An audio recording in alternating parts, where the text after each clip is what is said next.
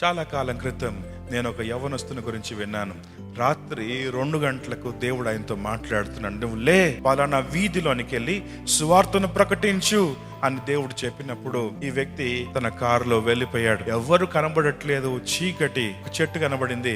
ఆ చెట్టు దగ్గర నిలబడి ఇక్కడ సువార్త చెప్పు అని చెప్పినప్పుడు యేసు ప్రభు ఎంత ప్రేమిస్తున్నాడు, యేసు ప్రభు తన ప్రేమను ఎట్లా ప్రత్యక్షపరిచాడో దేవుని సువార్తనంతటిని అక్కడ చక్కగా వివరించి, యేసు ప్రభు గురించి మీకు అనేక విషయాలు తెలుసుకోవాలంటే తన అడ్రస్ ఇచ్చి అక్కడి నుంచి వెళ్ళిపోయాడు. పొద్దున్న 9 గంటలకు తలుపు కొట్టారు. తలుపు తీయంగానే రాత్రి మీరు సువార్త చెప్తే దేవుడు నాతో మాట్లాడాడు. ఆ రోజు అదే చెట్టు మీద నేను నా జీవితాన్ని నాశనం చేసుకోవాలనుకుని ఆత్మహత్య చేసుకోవడానికి వచ్చాను, కానీ మీరు మాట్లాడిన మాట నన్ను కదిలించింది అన్నాడు. ఈరోజు దేవుడు మనతో మాట్లాడుతున్నాడు. ఆయన పని చేయడానికి, ఆయన సువార్త ప్రకటింపచేయడానికి దేవునికి మనుషులు కావాలి.